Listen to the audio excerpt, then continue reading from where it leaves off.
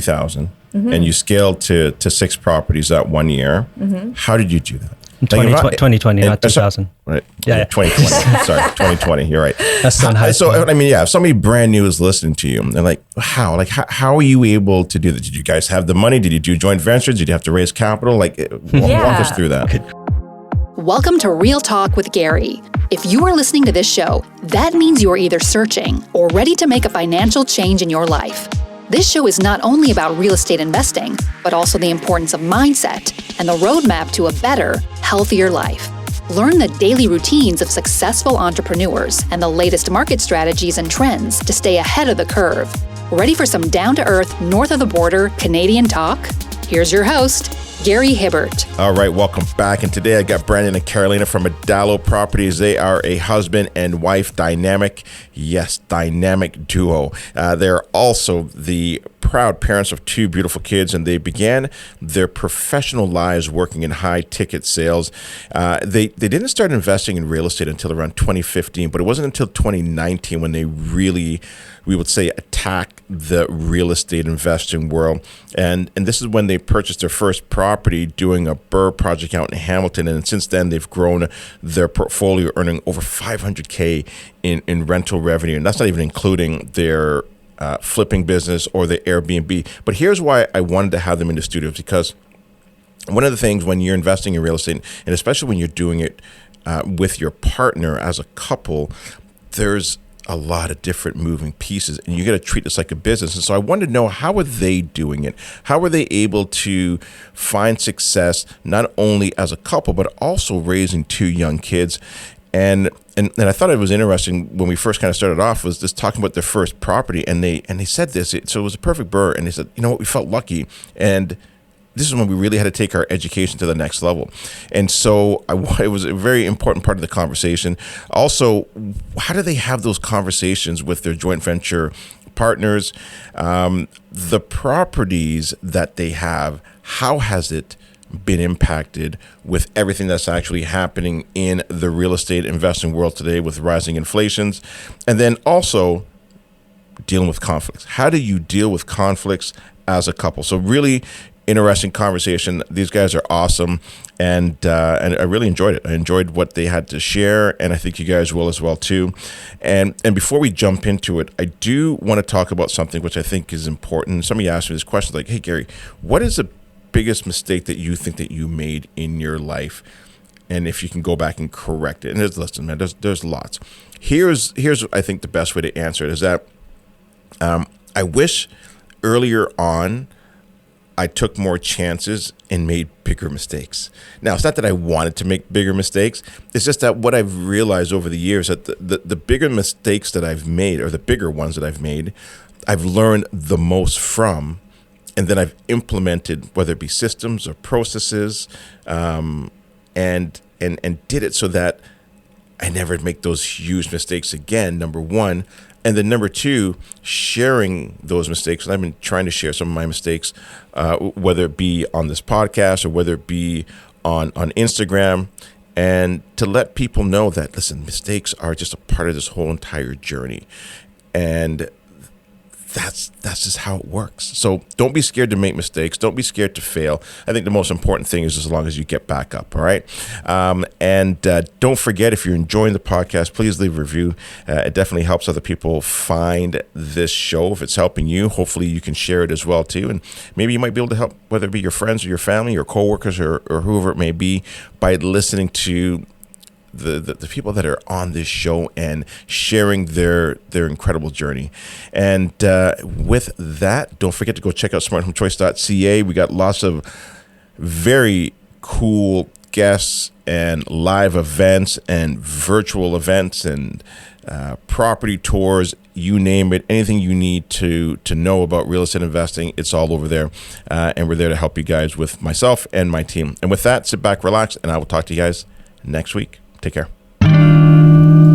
Are you a landlord or tenant in need of legal assistance? Mayfair Law Group has got you covered.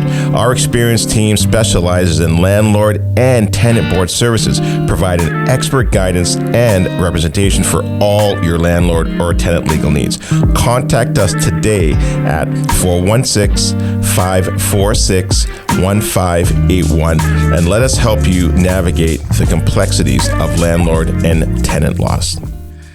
All right, welcome Brandon and Carolina. How are you guys doing today?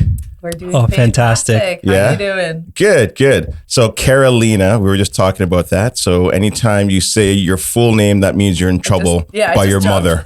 Yes. Or anyone else for that matter. Well, that's how you get your attention. So I won't call you Carol, I'm going to call you Carolina. Yeah. All right. Awesome. Yeah. And how are you guys? How are you doing? Oh, fantastic. Yeah. We're we mentioned a little bit, we're a little lacking on sleep right now these days with our 2 kids at home, but we're staying positive. Yeah. And we're here to play out. 2-year-old and a newborn. So Yeah. I know. Doesn't that keep you busy? Oh yeah. Doesn't stop. How's your sleep been? It could be better. I'm not gonna lie. Yeah. We'll get you a little closer to that mic too. Sorry. Yeah. It's you know what? It's an adjustment. Those first couple of months is tough. But you know what? Like we were talking about before, it's such a joy. Mm-hmm. Joy having kids. You got purpose. You start to live for them, and you just it's just a bundle of joy. Yeah. It's a lot of love that enters in your life too. Yeah. It's And amazing. when I see young babies, I look at my wife. I'm like, they're so cute. I maybe want to have another one, but no, I'll just wait for grandchildren. You're out, Gary. You are out. I wanted this. Like, this is so cute. Here you go. Here's your baby back. Yeah. They just always end up mesmerizing you. The other day, so we started taking my son to church and be part of that community again. And he woke up in the middle of the night and I went to his bed and he started saying, "Hey, can we thank God?" And I was like, oh my gosh, like I'm exhausted, but I'm so glad I came to your room and this is what you want to talk about. Like it's amazing. It's amazing. I think those are the things that just like fuel your soul a little bit. Absolutely. Mm-hmm. Yeah. And part of that is missing in this world today. Yes. I grew up very, very religious. I had no choice. Every Sunday I was in school. Yeah. And even if my parents were sick, somebody was there at the door to pick me up. Yeah. Like every Sunday, no matter what. Yeah. And then, and I remember as I got older, then I actually started questioning God. Mm-hmm. I'm like, is there a God? How is it that my religion is right and somebody else isn't? And so which one is right? And then I started searching and looking. I was like, maybe there isn't a God. And then eventually I came back full circle. I'm like, nah, there's something out there. Yeah. This is just it's just too perfect for this to be by chance. Absolutely. That we just came out of nothing. Yeah. And then that was when I really kind of, I think, along the lines of trying to believe in myself. There's laws of the universe, the law of attraction. Like when you start going down, like, oh, okay, there is order to this. There is it's not by a chance. yin and a yang. No, and I think if you start to believe that. It doesn't matter, I think, the God you believe in, but as long as you believe in something, there has to be something to pull you through the future. Absolutely. Yeah, absolutely. I was telling Brandon, there's nothing worse than feeling like a feeling of despair, especially like in these economic times and everything, and not having something to turn to, not having that hope and that faith that gets instilled with you, like on you at a young age. Like I think that can be so challenging. Yeah, right?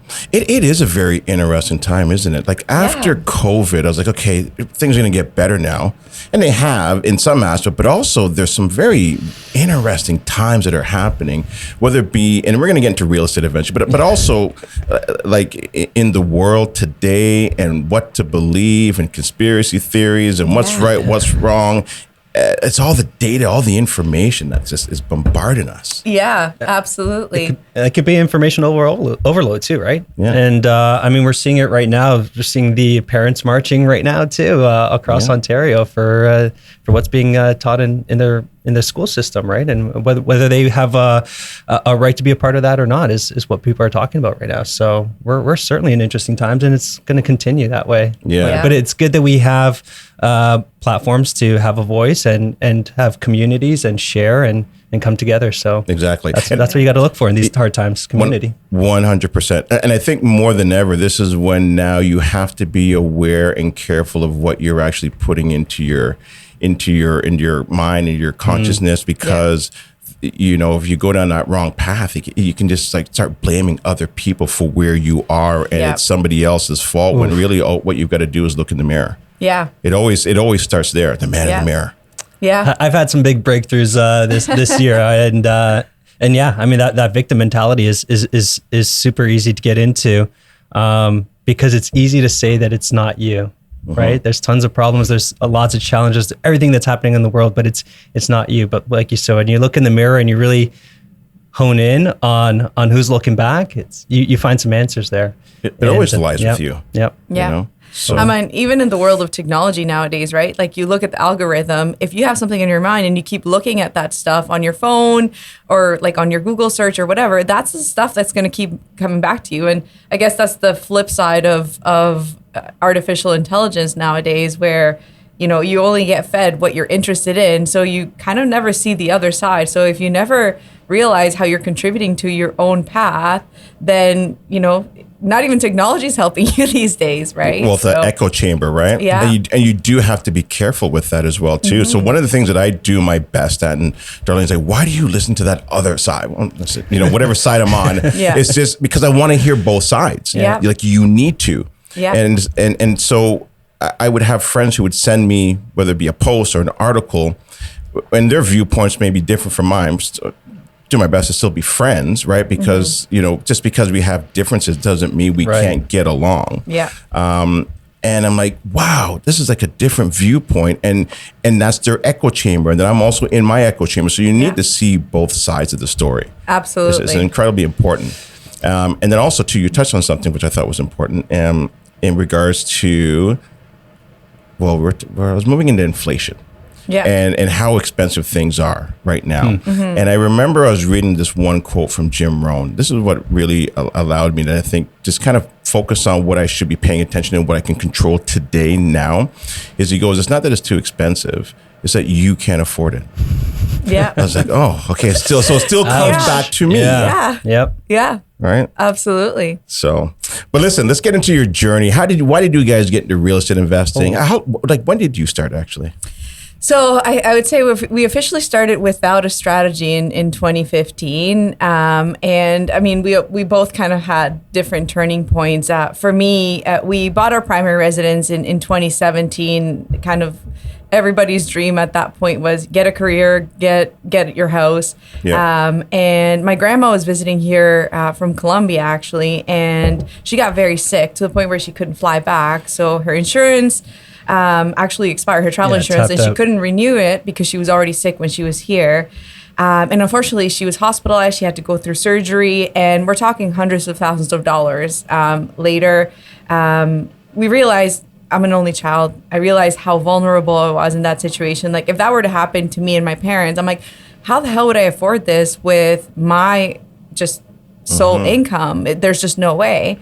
And I just realized I was really vulnerable. So I started looking at, how can we think about this investment journey differently? How can we, X times our economic growth and wealth for the future so that we're protected against these things? And I mean, we're facing an aging population right now, and I don't know how many people out there think about their parents.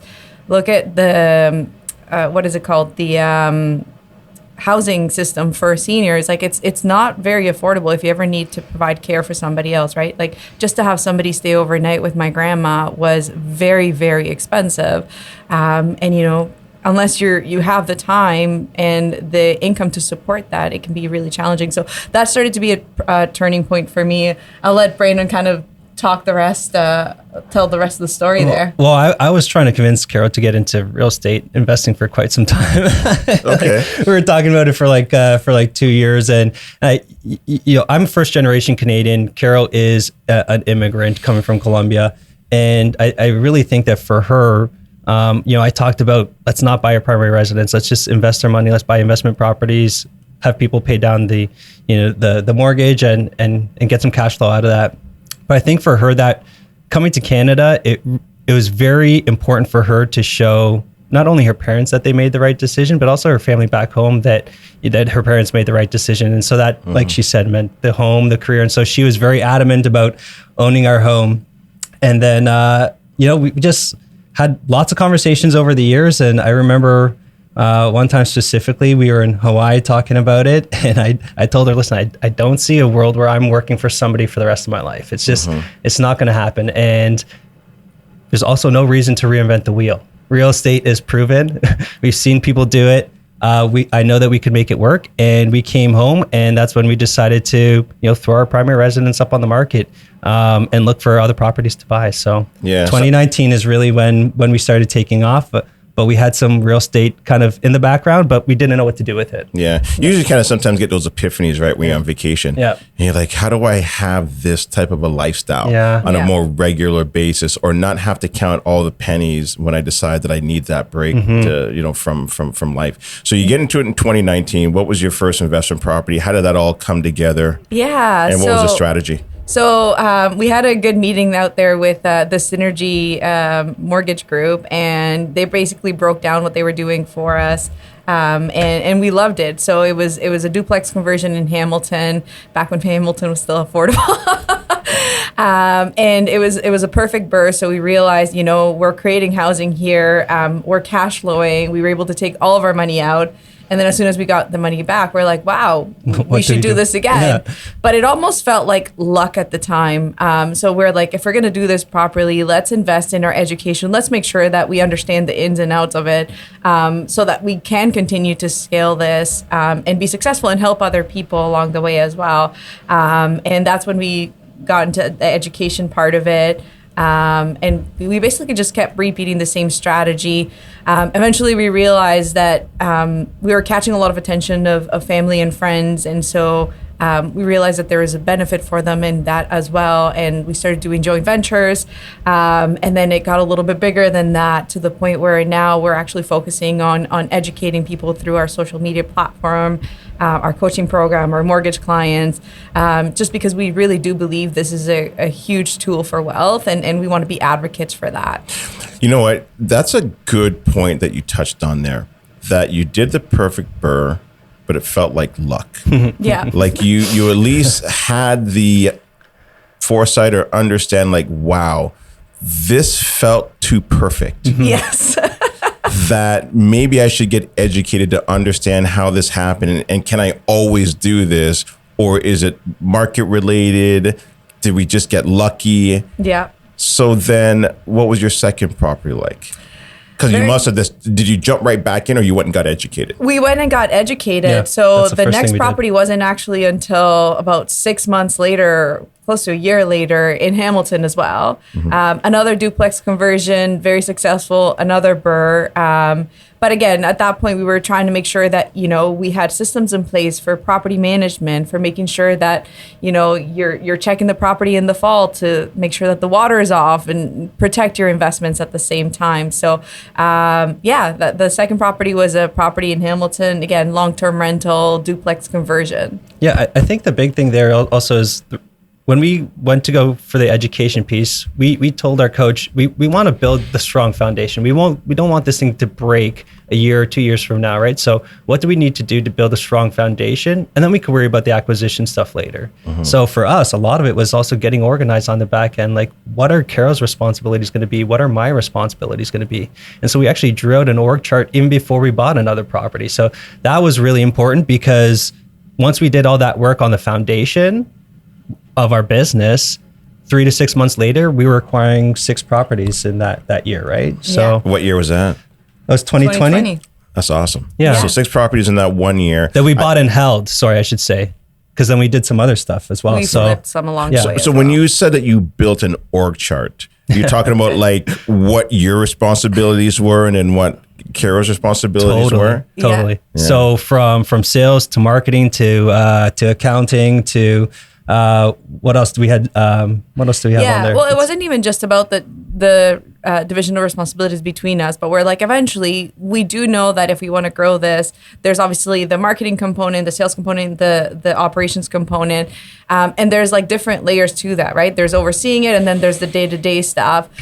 So we need to plug and play and realize, okay, at which point are all these responsibilities busy enough that we actually need an assistant or something like that, right? So we wanted to identify that from the beginning, instead of getting caught up in the day-to-day stuff and not ever stepping back to say, okay, we need help where, right? So at the beginning, that chart started with, okay, CEO, president, and then each of the charts of, marketing, HR, operations, all that and it stuff. just said Brandon and Carolina for the first year.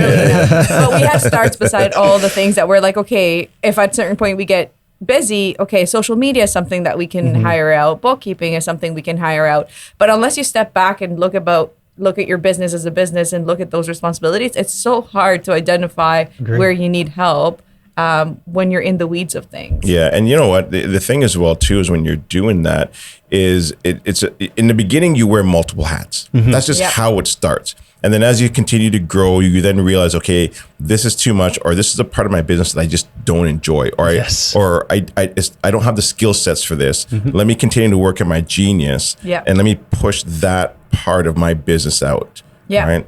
And but so have you grown now? Like, where are you guys now at with your business? Yeah, so we definitely have social media help. There's a little bit of turnover there, so we're currently starting to work with somebody new. We have a boots on the ground assistant as well. She's a property manager / other things as well. We did run the math on hiring a third party property management company, but a lot of the times you end up being involved anyway. So we brought somebody in-house and we've gotten a lot more value from that. And then Brandon and I, we have an accountant as well. I'm an accountant, but I like to leave my own accountant to somebody else. And I'm happy to just oversee that. So that's our team. We do have like handyman on call and stuff like that. But that's currently our team. And then from a property perspective, we've expanded. I mean, primarily we've stayed within the BRRRR conversions. We've done fourplex and triplexes as well since we started the duplex conversion game. And we did a couple of flips. But right now we expanded our portfolio to generate now $500,000 of revenue. This has been, I guess, officially since 2019. So we're really proud of that. Of gross revenue. Gross revenue. That's gross amazing. Revenue. So then let's go back to the properties that you bought in 2000 and you scaled to 6 properties that 1 year. How did you do that?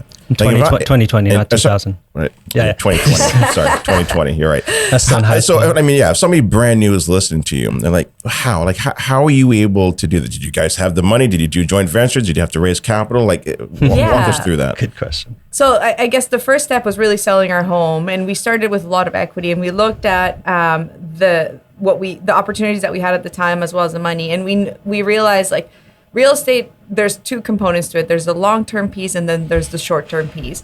But because we had such, I guess, proceeds from our, because we had the proceeds from our primary residence, we're like, okay, let's get this money working for us now. So we got in with our own money at the beginning. Interestingly enough, so the first condo that we bought, taking it back to 2015, we bought just with 5% down, $15,000. And that was the first investment. And I guess once we actually sold it to buy our primary, that had appreciated quite a bit, even though it was cash flow negative. So for those people that are listening right now in this economic environment and are hearing cash flow negative situations happen, if you hold your assets over time, it will return to a positive return, especially when you have 3 areas of income. Sorry, bringing it back to the And when you say 3 areas of income, what do you mean?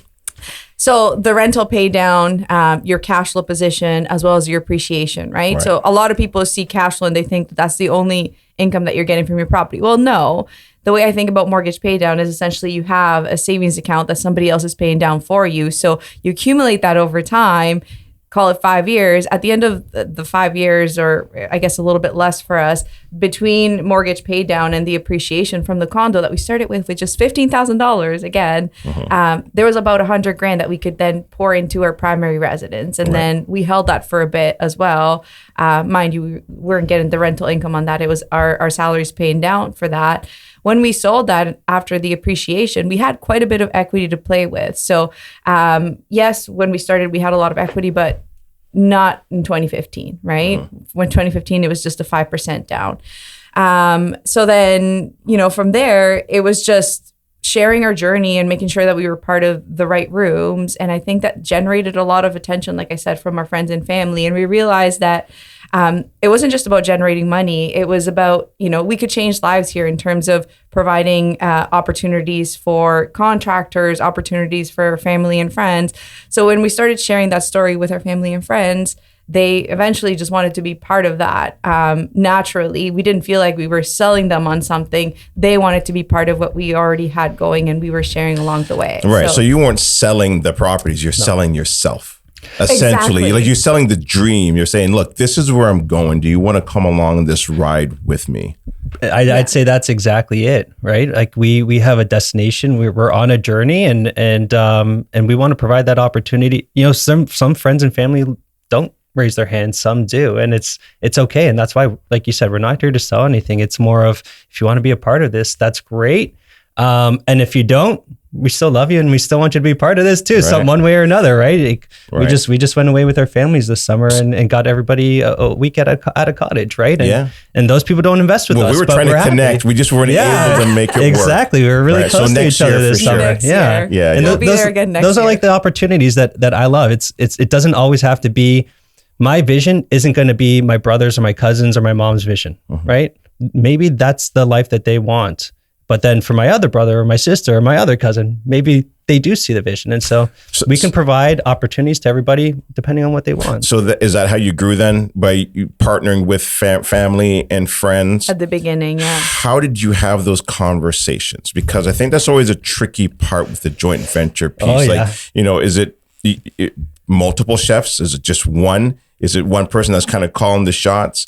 Who's putting in the money? Who's qualifying? Yeah.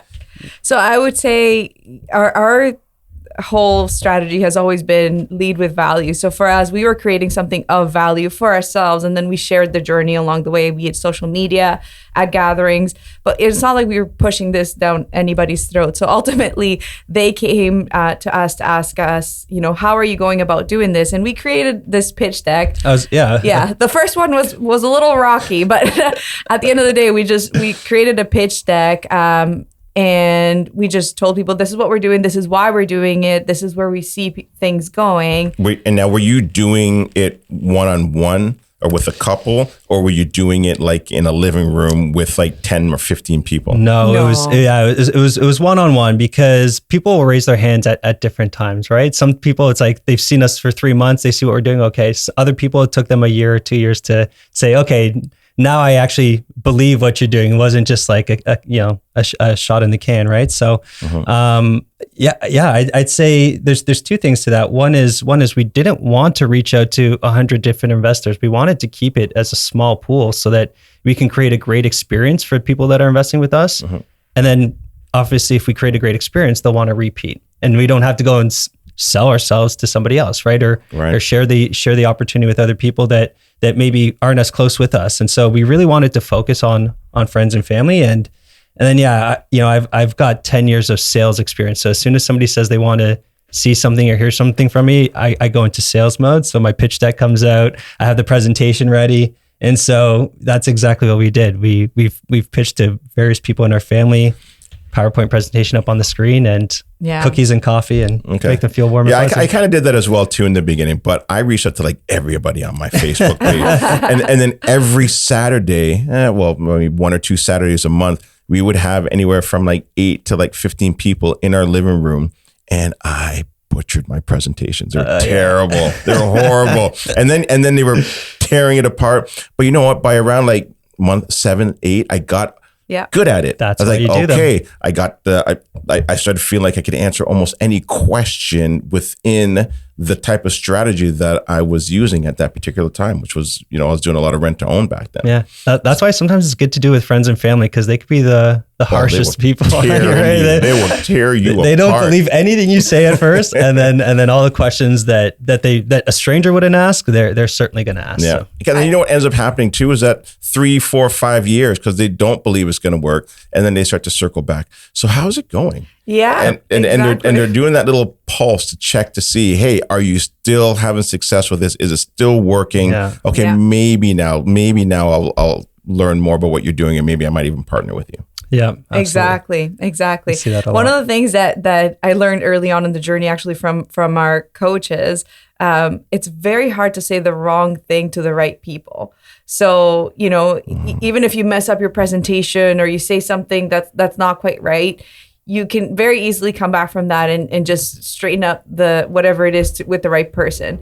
If somebody is very unforgiving in the way you speak or is not going to partner with you for minor things, that's probably not somebody that you want to partner with anyways, right? So, to anybody that's looking to start the journey, everyone starts at different points, right? Because we had our own equity at the beginning, again, after the sale of the first condo, it was very easy for us to get a proof of concept with our own money and get that confidence up to sell the idea to somebody else.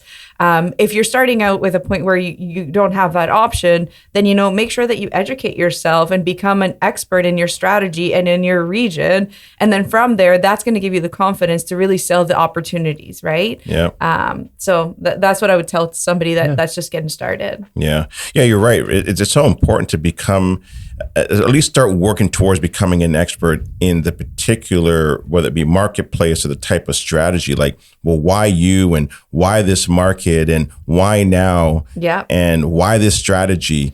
I mean, these are some questions that a lot of people want to know. And you got to be able to answer those questions and give and provide confidence that, I want to be with you because you've done this before. You've made mistakes. People love when you make mistakes. Oh, yeah. Because then now they also know that you can handle the challenges that are for sure to come in real estate investing.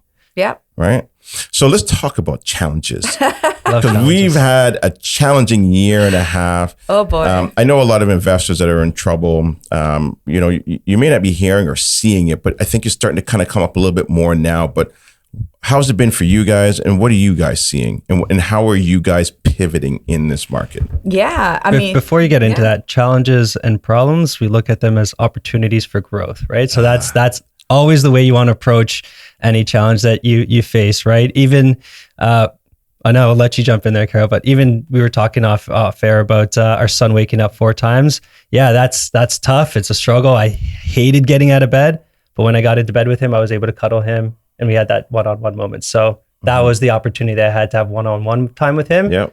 And so it was a problem. We faced it with a positive point of view and we moved on. And it was a great experience with him. Yeah. But you can talk about the real estate side. Yeah. I'm very, call it God, call it universe, but I really do believe the universe throws at you whatever you need to go through in order to come out, as a better person.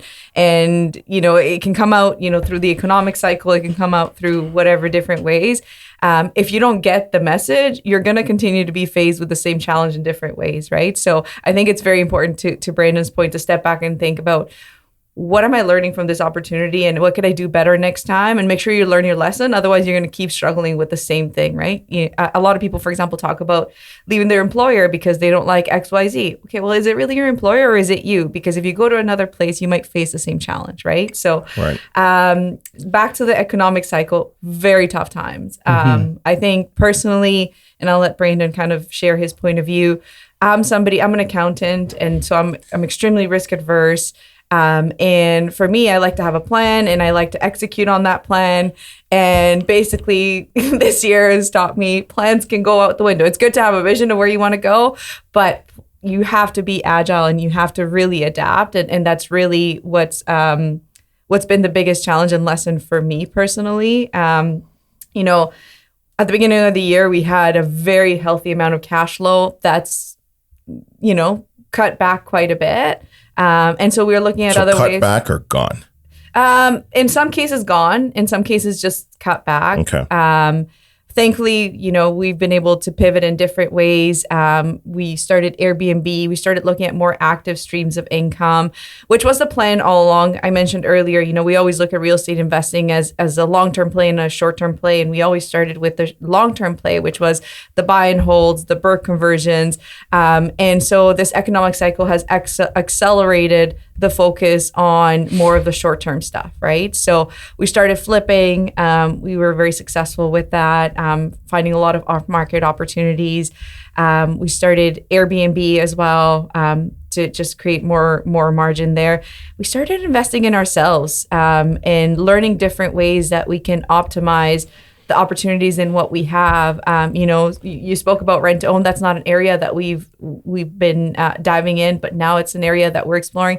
Also from a passive investing perspective, because we got to realize when you're thinking about active income or short-term income, that usually demands more of your time. I now have a newborn, so I have less time as well. So it's been very challenging, but very exciting as well to prove to ourselves that we're resilient and, you grow and adapt. And I think that when things stabilize again, we're going to have a million more tools to play with because we've had to pivot so often and so much.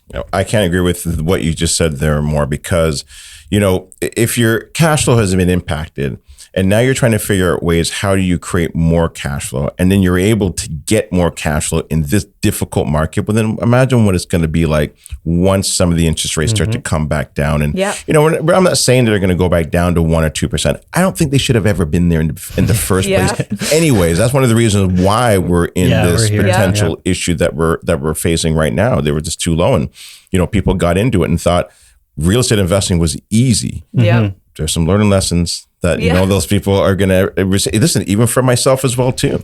I had to kind of take a step back. I'm like, okay, are these rates still going to keep going up? And I felt like I paused for just a little too long. I actually even thought that they were going to come back down again. I'm like, there's no way it can go this high. And then I had to and that was when I started doing like a lot of those red line series to let people know, look, I'm not saying to lock in, but I'm saying just find out where your comfort level is. Don't listen to experts. Just listen to what allows you to sleep at night. I think that's the most important thing, right? Because experts are wrong half the time anyways, right? 2008, they're wrong. And, 2017 and COVID was supposed to take off. It didn't take off. Interest rates supposed to come back down. They've shot up like a rocket ship. So, you got to go with what makes you comfortable. Absolutely. Yeah. So, okay. So challenges, you've pivoted, you've adapted. What else is where do you see things going in the market? And what kind of advice would you give somebody who's say brand new, they're listening and they're thinking about, is now a good time? Should you jump in right now? Yeah, I think it depends on everyone's goals at the end of the day, right? If you are somebody that's looking to retire next year, and you don't have a lot of funds, maybe consider different ways that you can make your cash flow go the furthest possible. I'm very conscious of giving blanket advice to people just because, for example, if you're chasing cash flow, okay, Alberta is amazing, but Alberta doesn't have any appreciation. So if what you want is long-term wealth, then you're really giving up one thing for the other. So you really have to start with, okay, you're looking to get into the market. Why? What is it that you're looking to achieve? What do you enjoy doing? Like some people might only be looking for cash flow, but they hate the hospitality business. So I'm like, why are you thinking about Airbnb then? You're starting a business at that point, right? So it really comes down to, what are you starting with? What is your goal? And what's the best way of getting you there based on your skill set as well? I think that's a big thing that Carol said. I always tell people to start with your goals. Your goals will direct you where you need to go. Because if you're introducing something into your life, whether it's a food, a habit, an action, whatever it is you're introducing to your life, if it's not contributing to you achieving those goals, you should be eliminating them. Most likely you should be eliminating or delegating it to somebody else at the very least, right? So I always say start with your goals. What are those short-term and long-term goals? And if you want real estate to fuel those goals, they should direct you to a strategy that should get you there or that could help you get there. Yeah, I agree. Because look, it starts off with your goals. It starts off with your dreams and what it is you're trying to achieve in life. Like I've said this before, that I don't love real estate investing. I love what it does for me. Yeah. Like I don't wake up in the morning like, man, I want to buy another brick and roof, and I love look. Oh, those shingles are so beautiful. Like it's what it creates for me, and it was just it's a great way to build wealth that I found over the years. So so real estate investing is not me. It's just something that I do. It's a tool that I use. And it provides wealth, and it provides housing for people, which people, no matter what, whether good times or bad times, people are always going to need housing. Absolutely. Right. And so that was one of the things that I looked at. Right. I I think beyond goals, sorry, just to add to that too, is your skill set, right? You know, you might be very successful on this side of the market because you have the right teams and stuff here. You take your strategy, you take it all the way out to Ottawa. Well, you don't have teams there now. So maybe your building costs are 10 times as much. I'm exaggerating with the 10 times, but you know, at the end of the day, you got to know where are you starting, where are your skills, where are your resources that will allow you to be successful, right? You can leverage those. Yeah. So where are you guys looking right now to understand market trends and where the market might be going to ensure that you're strategizing and doing the right thing? Is there anybody you're listening to or books that you're reading? Like, what are you doing? Oh boy, I feel like we're going to all sorts of networking events. We just attended a great session there with Sarah Larby and Streetwise Group. It was a cash flow recharge or something. Cash flow recharge, right? Yeah. From a mortgage perspective, I love staying up to date with Mortgage Logic news. They're amazing. They're always talking about new products. The mortgage environment is changing like crazy right now, especially in the B lending space, which a lot of people are having to shift to now, right? So making sure that you're up to date with those types of products will really allow you to service clients and allow them to get into the market. And just, again, network and talking to different people. I think through continued investing in our own network, we found, actually just a couple of weeks ago, we found a property like $100,000 off market, $100,000, below market value, right. That we wouldn't have heard about it at all if had we not kept in touch with our network. So you guys are still actively purchasing properties? Not as crazy as we were before. We want to make sure that the strategy makes sense for us right now. This one in particular was completely. It was a no-brainer. Yeah. So we want to be magnets, right? We want people to bring us those slam dunk deals. We want people to think of us first, right? Yeah. Right. And so that's what this, our wholesaling partner here did, is they thought of us first and gave us a ring, and we made it happen. And that goes towards your credibility too, right? In real estate, like if you're telling people you're going to close on something, you better close, or else you're not going to be able to be that magnet. People won't bring that stuff to you. So what type of an off-market deal is this? Like, have you guys closed on it yet? Is it a conversion? Is it a larger building? So this is a little bit of an interesting story, but it's a single family home. We got it off market and it was supposed to be vacant. The day that we got the keys, we got a locksmith in there. We went in there and turned out to be the owner was still living in the basement. So he came out with a knife. Got a picture for you. Yeah, got a picture for you. He came out of the house with a knife. Yes, turned out he had. And who was there? Both of you guys were there, or? It was actually our partner. Our partner that was there. He's still with us. He's still with us. Yeah. Oh, I'm very glad I didn't go by myself, especially because sometimes I go with the kids and stuff. Yeah. So turned out that the owner has some health issues. So we're working with him to find a good solution that makes sense for him. Okay. So right now we're still trying to see if it makes sense to do like a rent to own with him in that scenario. The game or the plan for us was to get in and get out very quickly, but now obviously we want to be mindful of this gentleman's situation, and we're trying to find a win-win solution. So is there something that you could have done different to, like, prior to closing, like now looking back at it, like how everything's like a learning lesson? Yeah. So on this one, it was, I guess, full transparency, it was a tax sale. We've never done a tax sale before, so not much we can do from that particular perspective. I don't think the gentleman even knew that his house was sold. No, even though the city notified him and everything. But I don't think he was getting the communications. Right. So it was nothing really in the clauses or the paperwork necessarily. He just was not hearing. So you don't even use like the typical standard purchase and sales agreement. So you're doing something different. No. This is completely different. Got it. So in this case, technically 2 weeks closing, all cash. Yeah. Yep. This particular case, the person there is an occupant, not a tenant. So we technically could get the cops like tomorrow if we wanted to. But this person, basically his whole thing was, I expected to die here and I didn't expect to be alive to have to pay these bills. He has a terminal illness? Yeah, it was a very sad story. So. And he basically said, I want to die in this house. Very emotional situation. So again, we're trying to be accommodating to that and see how we can come up with a win-win for him in that scenario. So we'll let you know how it goes. Yeah, so you're working through that. We're working through that. Yeah.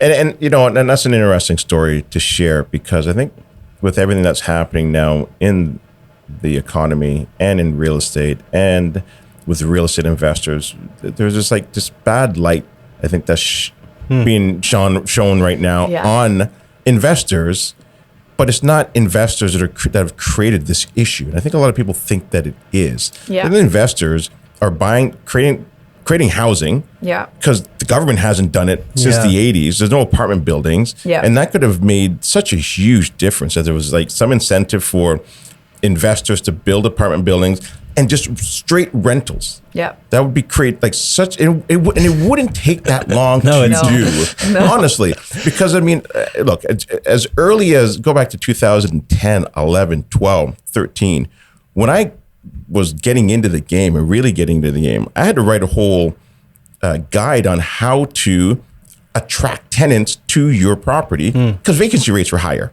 Yeah. And so you didn't want to be in that vacancy rate situation. Now I have a house for rent. And people just show up. Yeah. That's the housing crisis. Yeah, totally. You know? For sure. And I mean, nobody's really seen the light right now either, right? Like governments pointing at each other, developers pointing at the government, people pointing at schools, people pointing at immigration, pointing at investors. Like, so, you know, at the end of the day, it's kind of like what we were saying is, do you see the opportunities or do you see it as a challenge? And for us, we see it as an opportunity. And so instead of complaining about, you know, the amount of international students coming in or what the government's doing or the developer costs and then pushing the taxes on, you know, on the investors or the home buyers, it's what can you do? What's your solution? You know, and for us, it's, well, we're going to keep taking action. We're going to keep playing full out, right? We're going to buy property. We're going to help people. We're going to help build communities, help educate people along the way, and really just try to put ourselves in a good position so that we don't have to be that victim like we talked about at the very beginning, right? We're looking for a solution, and you might need to pivot, right? It could take 10, 15 years for you to achieve what you want to achieve, but are you playing the game? Are you in it? Are you trying to achieve something? Because if not, you're probably living in your worst case scenario, and you're probably going to stay there unless you do something about it. Listen, it's always about pivoting and adapting. Yeah. You know, I go back and I look at everything that I've always kind of written or talked about. I'm always like, oh my God, the market's changed. It's never going to be the same. Mm-hmm. Yeah, I know. Every year is going to be like that. It's never going to be the same. And some years are more challenging than others. But you've always got to pivot and adapt. There's going to be new rules coming in. There's going to be new investors coming in. There's going to be new opportunities, new challenges. Yeah, that's the game of life. Totally. Yeah. That's why you still have this office here. You're adapting, right? And we always say you got to ride the tide when it's high and be able to float when it's low. And so, whatever analogy you want to use, that is the game of life. So, are you playing, or are you just letting it happen? I remember I said last year to somebody, I don't remember who it was, and I said, "Man, I can't wait to see how this all plays out." Yeah. It wasn't like, "Oh my God, this is like the end." Yeah. It was just like, how am I going to figure this out? How am I going to navigate through all these difficult times and challenges that may be coming up? Or maybe not. I don't know. Like, I don't have that crystal ball. Mm-hmm. Like, maybe it might just change and things, you know, they lower their interest rates right back down. Who knows? Yes. I can look at any chart, any graph, all the data. There's nothing that will tell you where it's going to go. Nothing. Mm-hmm. Just speculation. Predictions. Yeah, predictions. Yep. You know, I go back to 2008 and everyone's like, don't get into real estate investing. People don't remember this. 2011, 12, 13, 14, 15, all those years the market was supposed to crash. Like, fall off the face of the earth. It never did, because there's nothing like, and all these charts are going like this, and the printing of money and the price of homes and doesn't matter. You don't know. Yeah.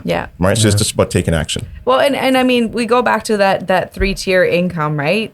Yeah, maybe appreciation is not there. Okay, but you're still getting your rentals. You can't have both the market crash and the rental market crash at the same time. That hasn't happened. I don't think the rental prices have gone down in like 60 years or something crazy like that. Mm-hmm. So at the end of the day, okay, if your prices dip, it's not a realized loss unless you absolutely have to sell. So how can you keep some cash in your pocket to stay afloat and make sure that you analyze that going into any opportunities? If the market does dip, okay, well, you still have your rentals and you keep them going until the market picks back up, which inevitably it will, right? And so basically the name of the game is make sure that you can stay in the game. You got to keep playing, Going back to kind of, we're talking about lessons. I think the ones that we regret the most were the ones where we let fear take over and we sold something too quickly when we shouldn't have.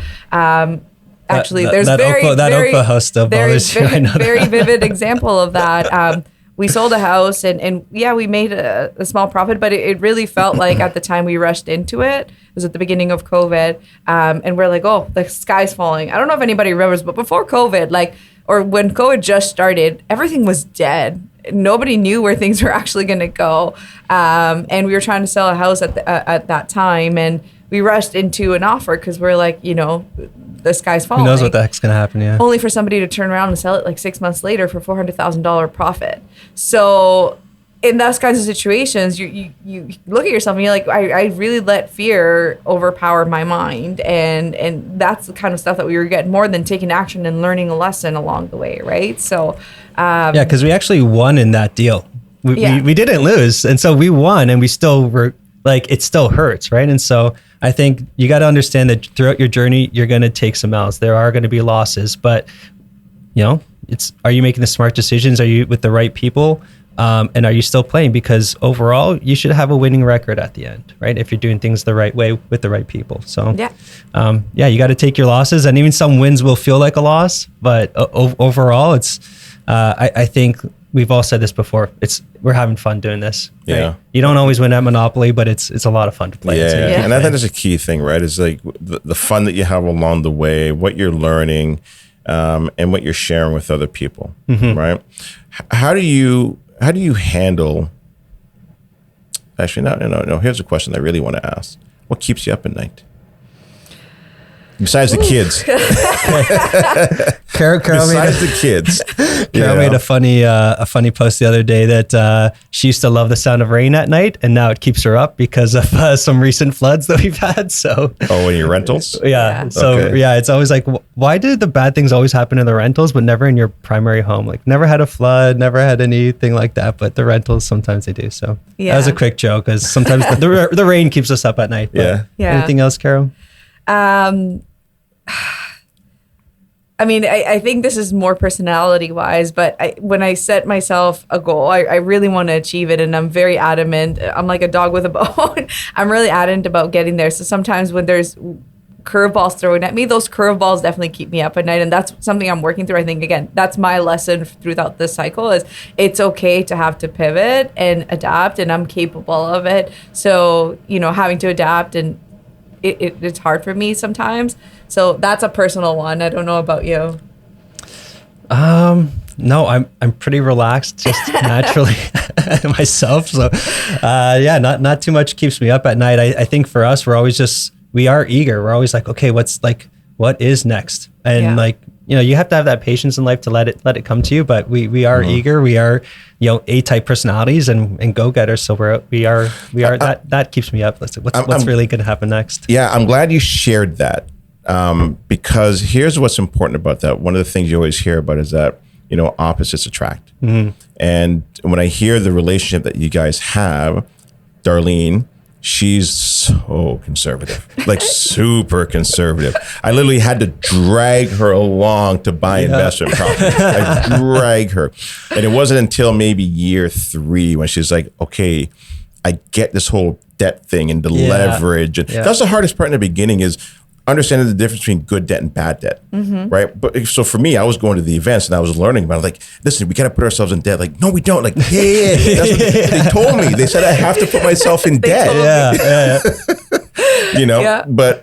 But why it's good is because now I'm the go-getter. I'm the one who goes out there, and she's kind of more in the background and making sure everything's running and functioning. Hold on, we shouldn't go there. Maybe so then hold on, and I'll calculate it a little bit more. And I'm like, okay, cool, this makes sense. Okay, yes, you're right. Or sometimes you're right, we shouldn't do this.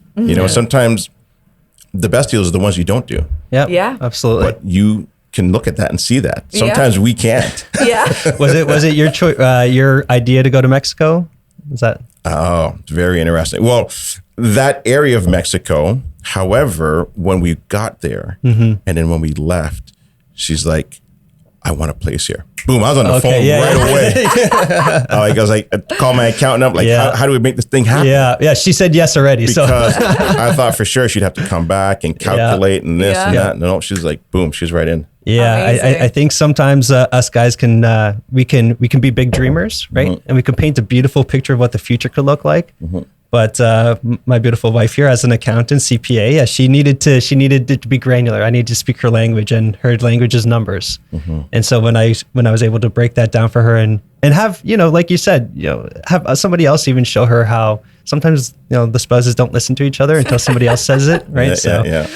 Like she said, we went and we got some consulting, got some coaching, and that kind of brought her around. So we could be dreamers sometimes. So how do you guys deal with conflicts? Because that's always a big issue with couples, right? Because sometimes, one couple wants to get into real estate investing, the other one doesn't want to, and it can create issues. Like, do you think both couples eventually have to get on board with the same vision? Oh, that's an interesting question. I think so, because ultimately you're sharing financing, you're sharing the risk. Like, I couldn't imagine, if I wasn't on board, if Brandon wasn't on board, you hear about a leak in a property, and that could be a trigger for a fight if you never wanted to invest in that property to begin with, right?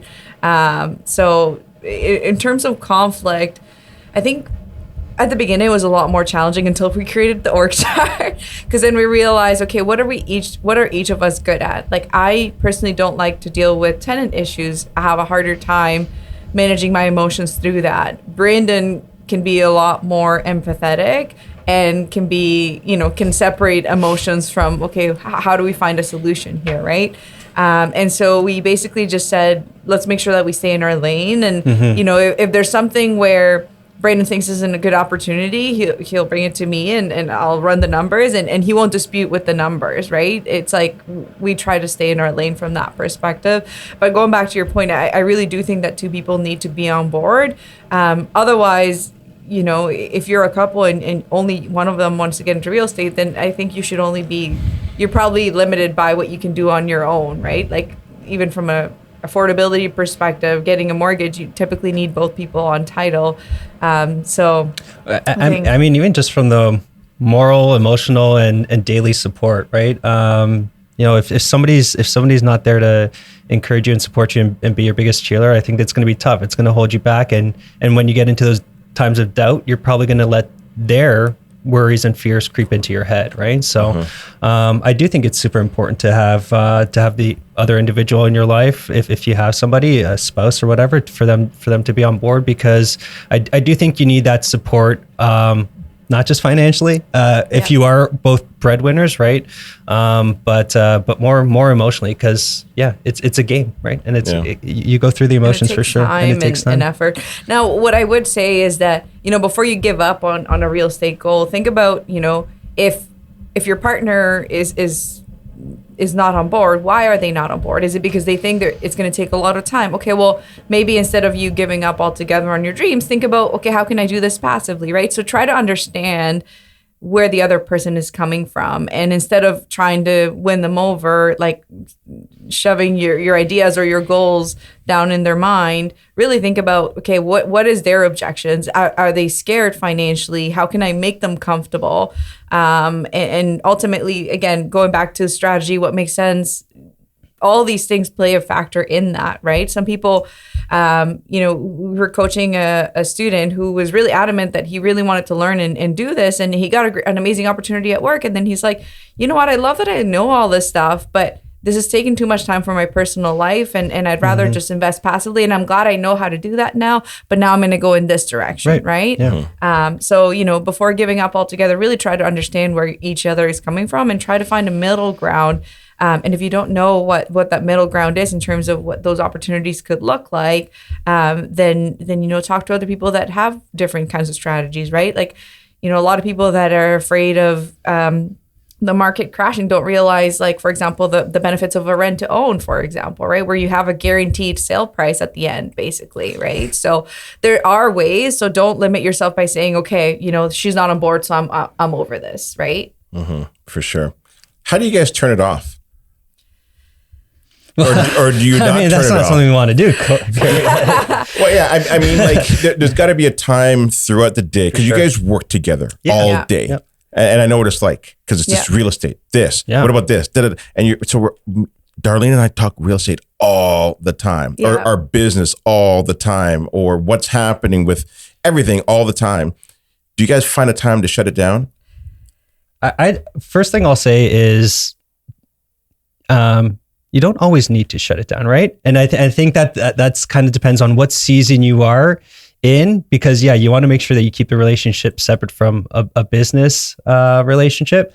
But I say sometimes it's okay to leave it on. But when we do turn it off, it's date nights, it's walks, it's reconnecting, right? In different ways. It's cooking sometimes together.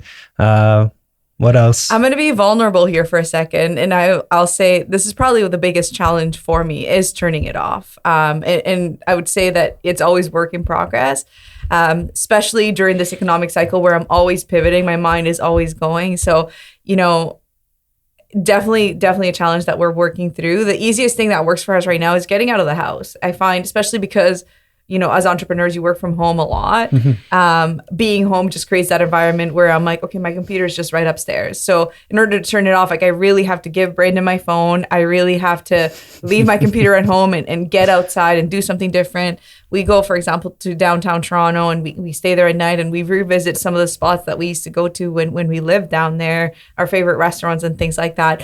But it is really, really challenging.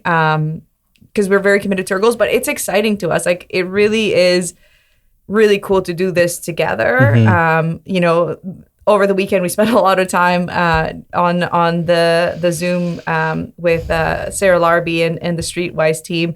And we love learning and growing together, but it is definitely a challenge for us, for sure. Yeah, because this device, this phone, even if you're trying to turn it off and then you're out or you're going for that walk, you feel a little vibration or whatever. Like, oh, what is that? And then all of a sudden now you're talking about this deal or you're talking about this issue or you're just like, I think you do need to turn it off sometimes. You know? It is necessary because you need to keep the health of your relationship going. Mm-hmm. One thing I will say though is I find that, I don't know if it's an old adage and maybe I'm just kind of going back to it, but I don't know if it's a common thinking right now, but a lot of people don't want to work with their spouse, right? They're like, oh no, I can't spend all day, all the time with them. And we get too mad at each other. I think it's one of the sexiest things you can see I'll say my wife or spouse do, because they're doing it for the benefit of you and your family. And so see somebody own something because they care so passionately about it and it's impacting everybody around you. To me, that's one of the sexiest things that, like for Carol coming on board and wanting to really build this out as a business together. That's one of the greatest things we've ever done together. That's awesome. Yeah. And it's so true because you've said it a couple of times already on the show, it's like you're dreaming together. Mm-hmm. Yeah. You're building this empire, this dream, this passion, this creativity. Yeah. Like, what if we try this? Oh shit, that didn't work. Why don't we try this? Okay, I think we got something here. Yeah. And then sometimes you're down and sometimes he's up and you can help lift each other up when you're down each time. Precisely. And like, you don't always have to talk about real estate because at the end of like we said, it's a vehicle to get you somewhere. So what are our dreams? What are our goals? Let's talk about that. Mm-hmm. And then everything in our daily life starts to trickle around that and starts to vibrate towards that as well. Yeah, you're building that business. Yep, and real estate just happens to be a part of that. Totally. Yeah. Totally. I think the one thing I'll add here is I'm definitely an achiever. I definitely thrive when I achieve things. And I think I'm constantly seeking that through real estate. And I've had to really step back and say, okay, sometimes spending a little bit of time just relaxing is an achievement because it allows you to do other things and to really relax your mind and stuff like that. And sometimes you don't feel like it's an achievement because you don't see the immediate result right after the way that you do if, for example, I don't know, you close on a property, you have something to show for it, right? And that becomes so important to understand from relationships because sometimes when you don't dedicate the time to relationships with your parents, with your friends, they want to support you. So they're not going to come out knocking on your door every week when you don't call them or you don't text back. You've got to bring yourself back to realize that if you're not spending time in those areas over time, it's going to be really difficult for you to bring that relationship back. You don't realize it, unfortunately, until it's too late. So if there's anyone out there that's, a go-getter and A-type personalities like us, you need to realize that these things are equally important in your life, and make an effort to make sure that you're incorporating that before it's too late. 100%. I can't agree with you more, for sure. We're getting close to the end here. I do want to ask another question, though. What do you think is more difficult? Becoming successful or staying successful? Oh, I'd say staying successful. It's kind of goes back to the making your first million is kind of the hardest, because I'd say we've seen so many overnight successes. We've seen one hit wonders, but to have that translate to longevity is tough. You have to have the passion, you have to have the dedication, the drive, the right people around you. So I think staying successful is the hardest part, because, like we thought, did we just get lucky on the first one? Were we successful or were we lucky on the first one? You could go either way.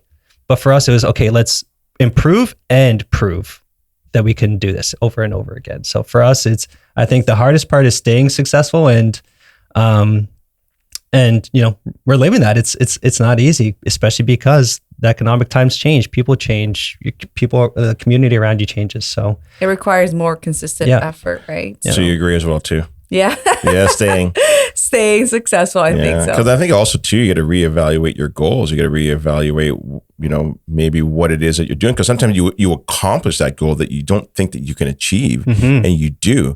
You're like, okay, well, I got 6 properties or 10 properties or whatever that number is. Okay, so what drives you to continue to keep going? Yeah.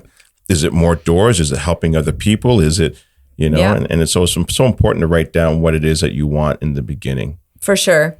And I think you have to evaluate that on a regular basis as well, right? Like for us, definitely every week we're looking at, okay, what are we doing? But at least every 3 months we're looking at, okay, what are we achieving over the next 3 months, and making sure that your day-to-day aligns with that. Otherwise, it's so easy to get caught up in the day-to-day stuff and not really accomplish what you want to accomplish. Yeah, for sure. Listen, guys, I really enjoyed this conversation with you. Thank you so much for coming in and doing this and sharing your story.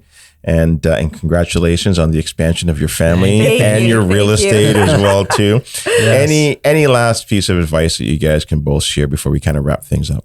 I think for me is, if you're looking at other people's successes and that's intimidating to you, make sure that you step back and realize, everyone starts from a different point of view, and you can be just as successful, if not more. So, take everything that you see with a grain of salt and make sure that you follow what makes sense for you. Okay. So what you're saying is scroll, but don't scroll too much. Yes, exactly.